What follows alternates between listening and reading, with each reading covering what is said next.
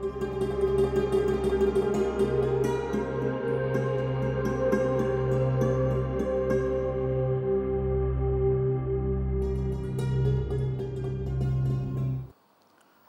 আলাইকুম ওরহমতুল্লাহি ওবরাকাতুহু। বিসমিল্লাহ আলহামদুলিল্লাহ ওসসালাতু ওয়াসসালামু আলা রসুলিল্লাহ ওয়ালা আলিহি ওয়া আসহাবিহি আজমাইন, আম্মা বাদ। প্রিয় দর্শক শ্রোতা, আপনাদের প্রত্যেককে স্বাগত জানাচ্ছি দেশ টিভির নিয়মিত আয়োজন ইসলামী জীবন ও জিজ্ঞাসার আজকের পর্বে। আপনাদের সঙ্গে আব্দুল কাহার রয়েছি। আজ আমরা আলোচনা করতে চাই পাপাচারে লিপ্ত হওয়ার কারণ। আল্লাহ রাব্বুল আলামিন আমাদেরকে সৃষ্টি করেছেন তার ইবাদত করবার জন্য। আল্লাহ তাআলার ইবাদত করবো রাসূল সাল্লাল্লাহু আলাইহি ওয়াসাল্লামের পদ্ধতি অনুযায়ী, কিন্তু যখনই আল্লাহ তাআলার কোনো নির্দেশ অমান্য হয়ে যাবে তখনই তো গুনাহ হয়ে যাবে। এই গুনাহগুলো আবার ছোটো গুনাহ, বড় গুনাহ বা কবিরা গুনাহ বা সগীরা গুনাহ। আবার এই গুনারও স্তরভিত্তিক রয়েছে। এটি যেমন শিরক পর্যায়ের গুনাহ, এটি বিদআতের গুনাহ, এভাবে করে অনেক কুফরের গুনাহ রয়েছে, সাধারণ বড় গুনাহ রয়েছে। তো আসলে কোন কোন কারণে এই গুনাহগুলো হয়ে থাকে, যদি আমরা মানুষ হিসাবে সেগুলো জানবার চেষ্টা করি তাহলে সেই কারণগুলো চিহ্নিত করলে পারলে আমরা সেই গুনাহ থেকে বাঁচতে পারবো। সেজন্য আমরা আলোচনার বিষয় নির্ধারণ করেছি পাপাচারে লিপ্ত হওয়ার কারণ, কোন কোন মৌলিক কারণগুলো জানলে আমরা এর থেকে সতর্ক হতে পারবো ইনশাআল্লাহ তাআলা। প্রিয় দর্শক, আর এই বিষয়ে কথা বলবার জন্য আমাদের মাঝে আমন্ত্রিত হয়েছেন জগন্নাথ বিশ্ববিদ্যালয়ের ইসলামিক ডিপার্টমেন্টের সম্মানিত সহযোগী অধ্যাপক ডক্টর মোহাম্মদ রেজাউল হোসেন। আসসালামু আলাইকুম ওয়া রাহমাতুল্লাহি ওয়া বারাকাতুহু। ওয়ালাইকুম আসসালাম ওয়া রাহমাতুল্লাহি ওয়া বারাকাতুহু। কেমন আছেন? আলহামদুলিল্লাহ, শুকরান, জাযাকাল্লাহ খাইর। বারাকাল্লাহু ফিকুম। প্রিয় দর্শক, আপনিও চাইলে আমাদের সাথে যুক্ত হতে পারবেন। দেশ টিভি ইসলামিক শো ফেসবুক পেজের কমেন্টে আপনার যে কোনো প্রশ্ন আমাদেরকে বাংলায় জানালে আমরা ওই সকল প্রশ্নের সরাসরি সমাধান জানবার চেষ্টা করব ইনশাআল্লাহ তাআলা। যাচ্ছি মেহমানের কাছে। মাত্র আমরা যে বিষয়টি আপনার থেকে কথা শুনতে চাই যে পাপাচারে লিপ্ত হওয়ার কারণ, যদি আপনি আমাদেরকে মোটা দাগে কিছু কারণের কথা বলেন যেটা চিহ্নিত করতে পারলে আমরা এখান থেকে বাঁচা আমাদের জন্য সহজ হবে। আলহামদুলিল্লাহ ওয়াসসালাতু ওয়াসসালামু আলা রাসূলিল্লাহ ওয়া বা'দ। আসলে আপনি যে বিষয়টি উত্থাপন করেছেন, আমাদের গোটা জীবন ব্যবস্থাই এটার সাথে কিন্তু সম্পর্কিত।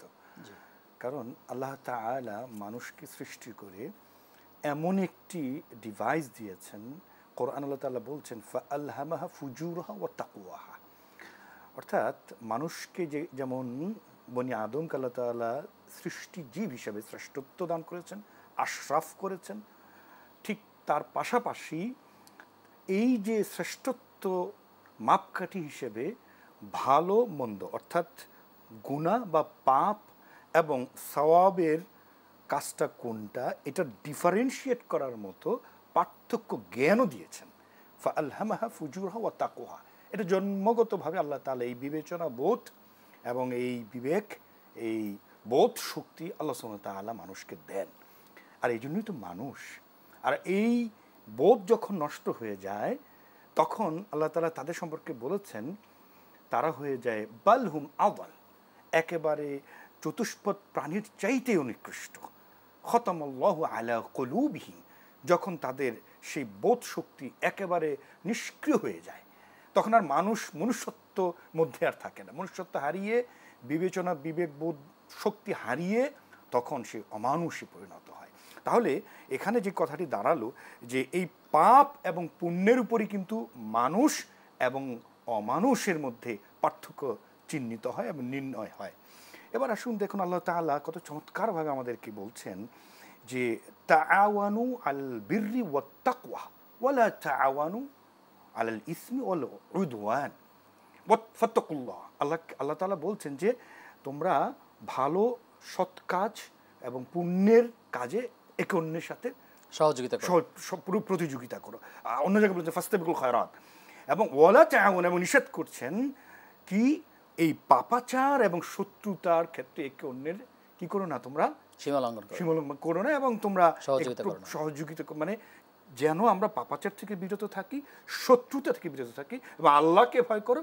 ইন্নাল্লাহা শাদীদুল ইকাব, নিশ্চয় আল্লাহ তাআলা এই কঠিন, মানে যদি আল্লাহকে ভয় না করা হয় এবং আমরা যদি এই পাপাচারের মধ্য থেকে যে বিরত না হওয়া হয় তা আল্লাহ তাআলা মানে সাবধানবাণী করছেন। নিশ্চয় আল্লাহ তাআলা আযাব প্রদানের, শাস্তি প্রদান অত্যন্ত কঠিন কাদের জন্য, যারা এই পাপাচারে নিমজ্জিত হবে।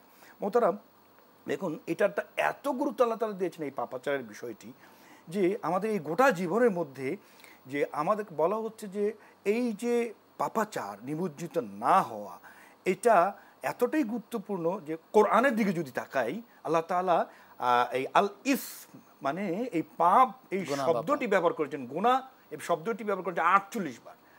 আর অনেকগুলো প্রতিশব্দ দিয়ে আল্লাহ তাআলা এই গুনাহকে বুঝিয়েছেন, আয-যানব, আল মাসিয়া, আল খাতা, আস-সাইয়্যা, এই সবগুলোই শব্দ দিয়ে আল্লাহ তাআলা গুনাহ এবং পাপকে বুঝিয়েছেন এবং আলাদা আলাদা করে আয়াত নাযিল করেছেন।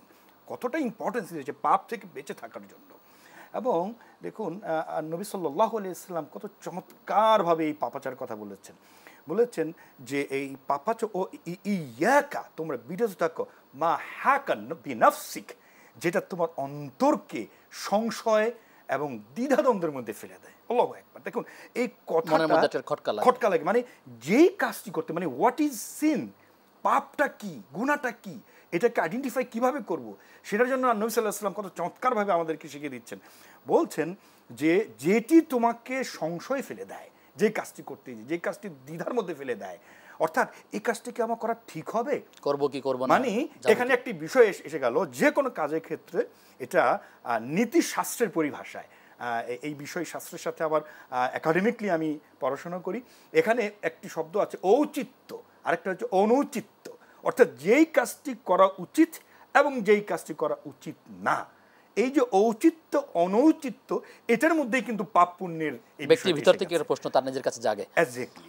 মহতারাম, এই যে বলছিলেন গুনাহে লিপ্ত হওয়ার যে কারণগুলো, তার মধ্যে আমরা অনেক সময় দেখি যে পরিবারের দিনের চর্চা না থাকা বা জ্ঞানের চর্চা না থাকা, এতে করে কী ধরনের ক্ষতি হতে পারে, আপনি যদি সেটা বলেন। এটা তো একটা বড় একটা জায়গা যেখান থেকে আমি কি করে পুণ্যবান হওয়া যায়, কি করে আমি পাপমুক্ত হওয়া যায়, এই চর্চাটা করা। আপনি যেই জায়গাটা ইঙ্গিত করেছেন, অর্থাৎ পরিবার থেকে আমরা কিন্তু এই প্রশিক্ষণটা দিব এবং এই প্রশিক্ষণটা নিব কি করে। কারণ নবী সাল্লাল্লাহু আলাইহি ওয়াসাল্লাম সে হাদিসটি এখানে উল্লেখ্য, আল্লাহ নবী সাল্লাল্লাহু আলাইহি ওয়াসাল্লাম বলেছেন কুল্লু মাউলুদিন ইউলাদু আলাল ফিতরা, প্রত্যেকটি শিশু, নবজাত শিশু, সে কিন্তু ইসলাম পালনের স্বকীয়তা এই ফিতরতের উপর জন্ম নেয়। এবং এই পারিবারিক অর্থাৎ এই আবওয়াহু অর্থাৎ মাতা পিতা মুসলিম হিসেবে জন্ম নেয়, অর্থাৎ ইসলাম পালনের স্বকীয়তা নিয়ে জন্ম নেয়। শুধু আমরা একটা কথা কিন্তু এরকমটা জানি যে অন্য কোনো ধর্মের ঘরে যদি জন্ম নেয় সে অন্য ধর্মাবলম্বী হবে, কিন্তু নবী সাল্লাল্লাহু আলাইহি ওয়াসাল্লাম বলছেন না, সে কিন্তু ইসলামের উপরে জন্ম নেয়। কিন্তু ওই যে পরিবার, তার বাবা মা তাকে কিভাবে বড় করছে, কোন আদর্শে, কোন চেতনায় তাকে লালন পালন করছে, উদ্ভাসিত করছে, সেটার উপরে ডিপেন্ড করছে আসলে সে কোন দিকে যাবে। সে কি আসলে তার জীবনটাকে পাপের দিকে যাবে, গুনার দিকে যাবে, যেটি আপনি শুরুতে বলেছেন যে আল্লাহ গর্হিত কাজ অর্থাৎ আল্লাহর নির্দেশ বহির্ভূত কাজ, ওটাই গুনাহ। নবী সাল্লাল্লাহু আলাইহি ওয়াসাল্লাম যে পদ্ধতি আমাদের শিখিয়েছে সেটার বহির্ভূত কাজ, সেটাই গুনাহ। তাহলে ওই পরিবার থেকে কিন্তু পরিবারের যথেষ্ট ভূমিকা রয়েছে এক্ষেত্রে একটা সন্তানকে করবার জন্য। অন্যদিকে দেখা যায় যে যখন তার বন্ধুবান্ধব বা খারাপ সঙ্গী হয়, এই সঙ্গী হওয়ার কারণেও তো সে খারাপ হয়ে যেতে পারে, বা সেই কারণটাকে কীভাবে দেখছেন? জি, এটা একটু বড় কারণ যে তার সোহবতটা কি। মানুষ কিন্তু সবসময় সংস্রব প্রবণ, মানুষ সবসময় সঙ্গী প্রবণ।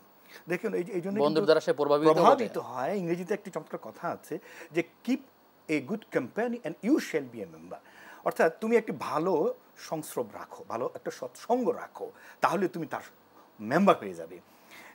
এবং দেখুন নবী সাল্লাল্লাহু আলাইহি ওয়াসাল্লাম কিন্তু সেই কথাটি বলেছেন যে আর রাজুল ব্যক্তি আলা দ্বীনি খলিলি, মানে অর্থাৎ তার যে বন্ধুর যে দিন সেটার উপর দ্বারা কিন্তু প্রভাবিত হয়।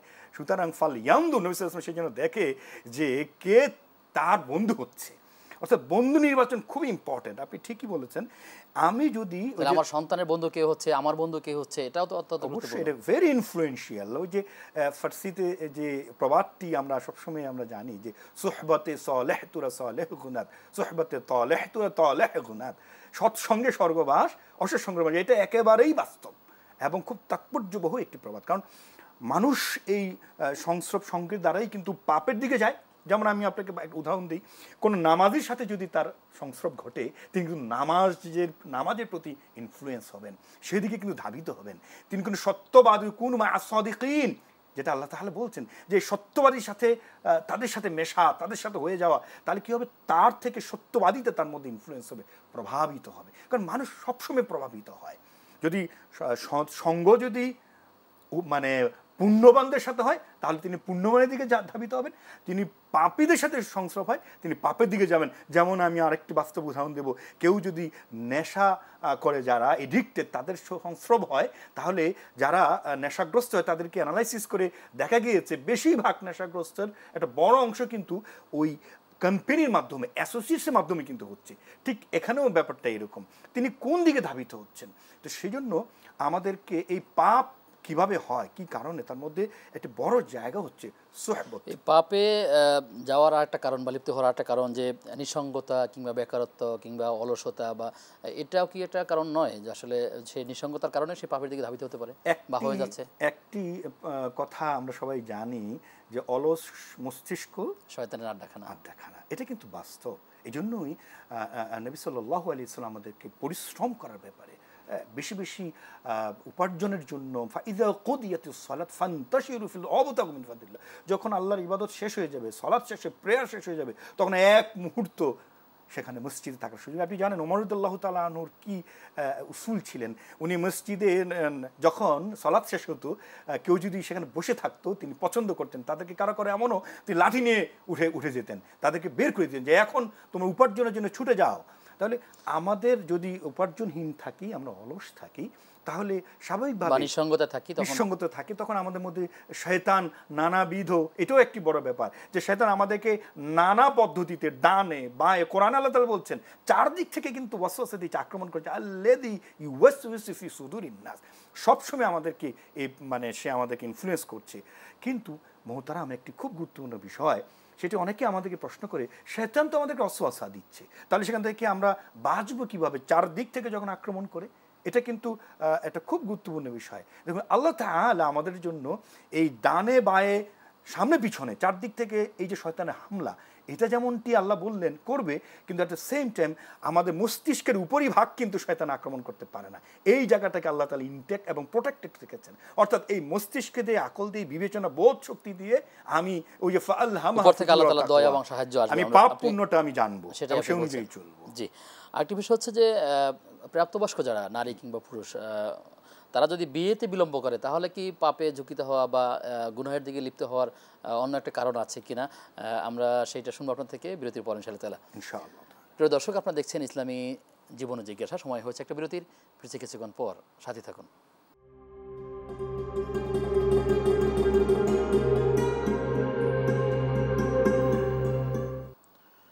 বিরতির পরে সবাইকে আবারও আমন্ত্রণ জানাচ্ছি দেশ টিভির নিয়মিত আয়োজন ইসলামী জীবন ও জিজ্ঞাসার আজকের পর্বে। আপনাদের সঙ্গে আব্দুল কাহার রয়েছি, আমার সঙ্গে মেহমান হিসাবে রয়েছেন ডক্টর মোহাম্মদ রেজাউল হোসেন।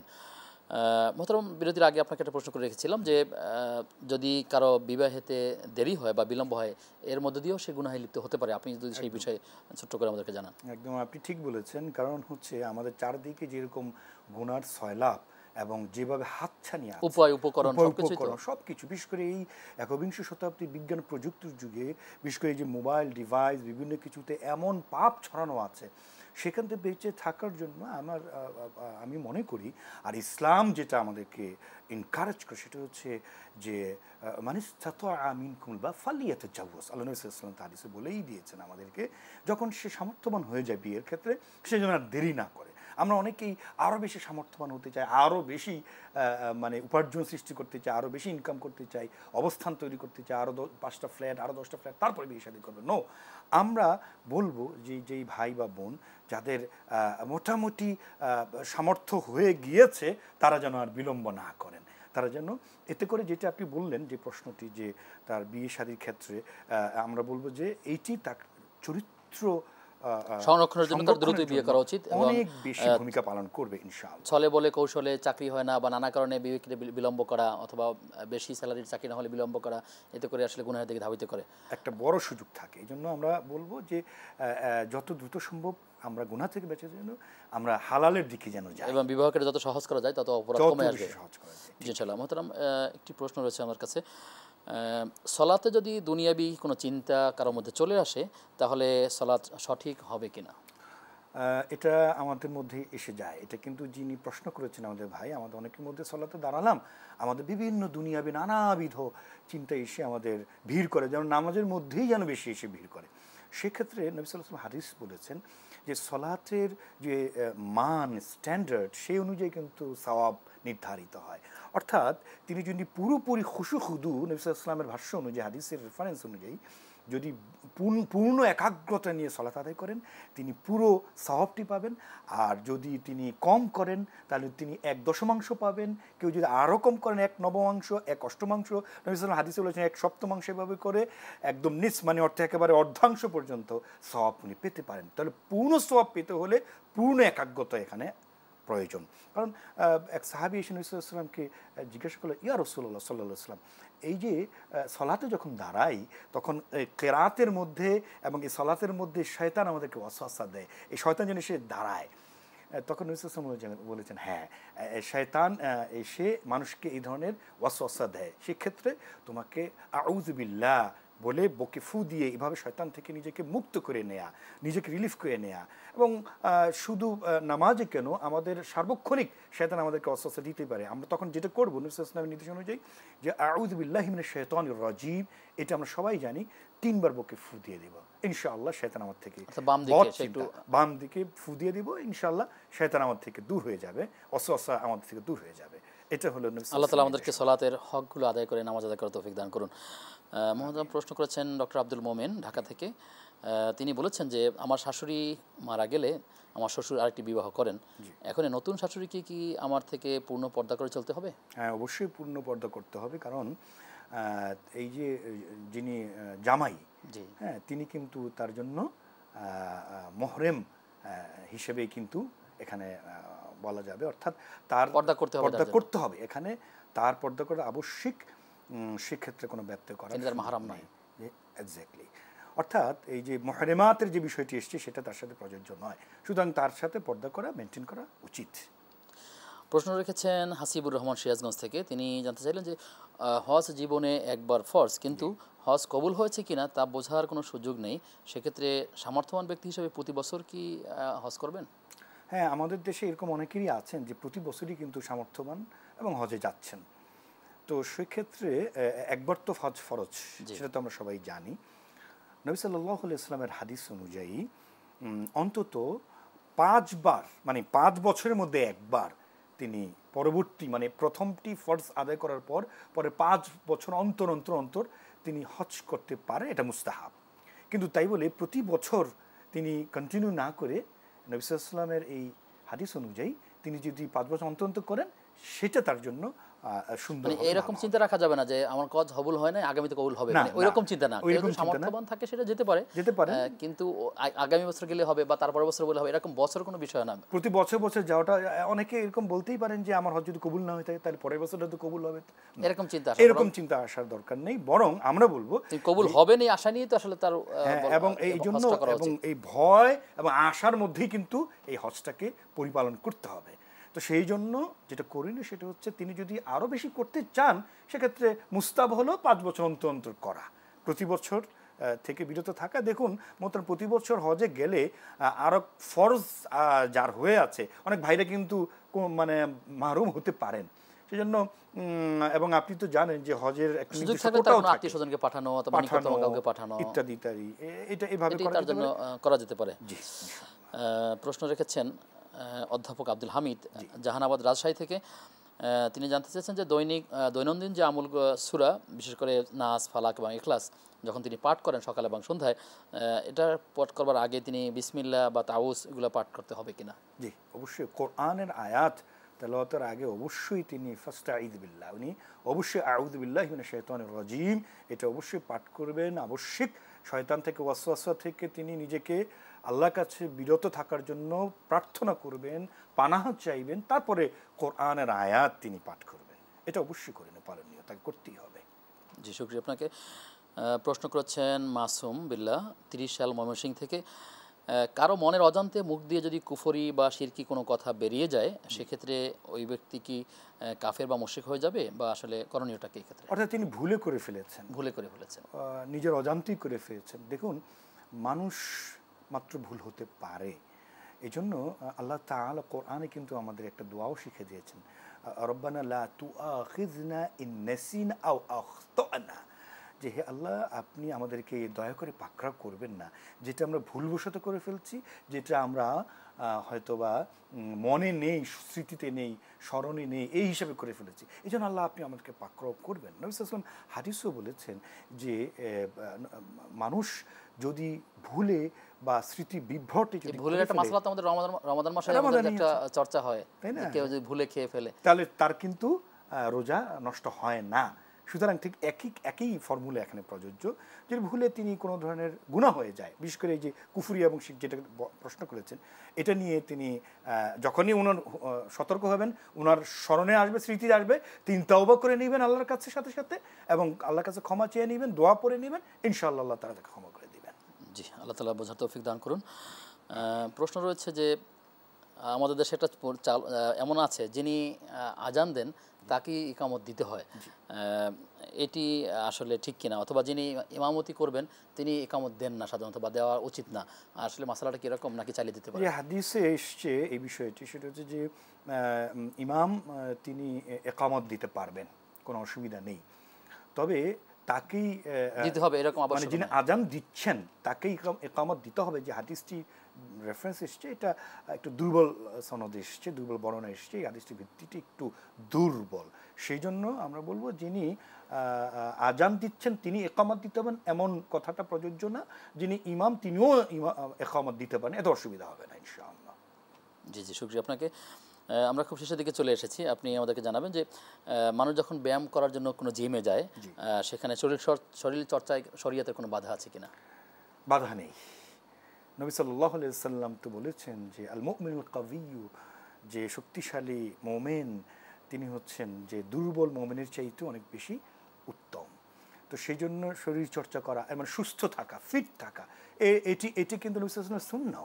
নবী সাল্লাল্লাহু আলাইহি ওয়াসাল্লাম কিন্তু ফজরের পরে নসিহা করার পরে তিনি একটু বাগানে বেড়াতেন, হাঁটতে যেতেন, তিনি অসুস্থ রোগীকে দেখতে যেতেন, বাগানে বেড়াতেন। তো এটা করা যাবে, শরীরচর্চা করা যাবে, জিমে যাওয়া যাবে। তবে হ্যাঁ, শরিয়ার কিন্তু এখানে একটা বাউন্ডারি আছে। যেমন আমরা আমাদের অনেক জিমগুলোতে দেখি যে সেখানে কিছু অশ্লীল কিছু ছবি হয়তো প্রদর্শন করা থাকে, অথবা এমন কিছু গান, যেটা মিউজিক করা থাকে, অথবা তিনি যে সতর ঢাকার যে পর্দা লঙ্ঘিত হতে পারে, পর্দা এবং সতরের যে বিধানটি আছে সেটা অনেকে লঙ্ঘন করেন।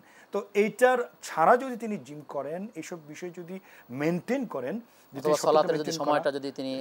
চলে আসে সলাতে আদায় করা, ঠিক মতো করা, অর্থাৎ তিনি জিমে আছেন, এদিকে সলাতে সময় চলে গেল, এটা যেন না হয়। অর্থাৎ এইসব মেনটেন করে তিনি যদি শরীরচর্চায় জিমে যান, তাহলে এতে বরং আরো ইসলাম এতে উৎসাহ দেয়। জি, আপনার মাধ্যমে আমরা অনেকগুলো বিষয় জেনেছি। আপনাকে ধন্যবাদ জানাতে থেকে বিদায় নিচ্ছি। শুকরান, জাযাকাল্লাহু খাইরান। প্রিয় দর্শক, আপনারা দেখছিলেন পাপাচারে লিপ্ত হওয়ার অনেকগুলো কারণ। আমরা সে বিষয়ে মোহতারামের কাছ থেকে আলোচনা শুনছিলাম। আমাদের মনে রাখতে হবে যে তাকওয়ার অভাব থাকলে মানুষের পাপাচারে লিপ্ত হতে পারে। পরিবারে যদি কারো দিন চর্চার অভাব থাকে, অথবা অশ্লীলতা কিংবা খোলামেলা আচরণ করার সুযোগ থাকে, তাহলে সেই পাপে লিপ্ত হতে পারে। কারো যদি খারাপ সঙ্গী থাকে, কিংবা বেকারত্ব কিংবা অলসতা থাকে, তাহলে সে পাপের দিকে ধাবিত হতে পারে। শয়তানের ধোকায় কিংবা কুমন্ত্রণায় সে পাপের দিকে ধাবিত হতে পারে। দিন শিক্ষার অভাব বা পরিবেশের সুযোগ যদি হয়ে যায়, তখন সে পাপে চলে যেতে পারে। বিবাহে যদি কারো বিলম্ব হয়ে যায়, সেক্ষেত্রে অনেক সময় পাপের দিকে ধাবিত হয়ে যেতে পারে। ধর্মহীন শিক্ষা বা মিডিয়ার কারণেও অনেক সময় পাপাচার লিপ্ত হয়ে যেতে পারে, এবং সর্বোপরি নিজেকে কন্ট্রোল করতে না পারে। সকল ক্ষেত্রে পাপে ঝুঁকি হওয়ার অনেকগুলো সুযোগ রয়েছে। তবে আমাদের বাঁচার জন্য যে কাজগুলো করতে হবে সেটি হচ্ছে পরিপূর্ণভাবে আল্লাহ তাআলার উপরে তাকওয়া অর্জন করা, ভালো বন্ধু নির্বাচন করা, ইসলামী পরিবেশ এবং বিয়েটাকে সহজ করে দেওয়া, এবং দিন শিক্ষা গ্রহণ করা, এবং চোখ কানকে ভালো করে হেফাজত করার চেষ্টা করা। ঠিক এই কাজগুলো যদি করি এবং আল্লাহ তাআলার উপর ভরসা করি, আল্লাহ তাআলা আশা করা যে আমাদেরকে গুনাহ থেকে মুক্ত রাখার মতো একটা সুন্দর জীবন আমাদেরকে উপহার দিতে পারেন। আল্লাহ তাআলা আমাদেরকে সেই তৌফিক দান করুন। প্রিয় দর্শক, আজ এ পর্যন্তই। আগামী অনুষ্ঠান দেখবার আমন্ত্রণ জানিয়ে আজকের মতো বিদায় নিচ্ছি। আসসালামু আলাইকুম ওয়া রাহমাতুল্লাহি ওয়া বারাকাতুহু।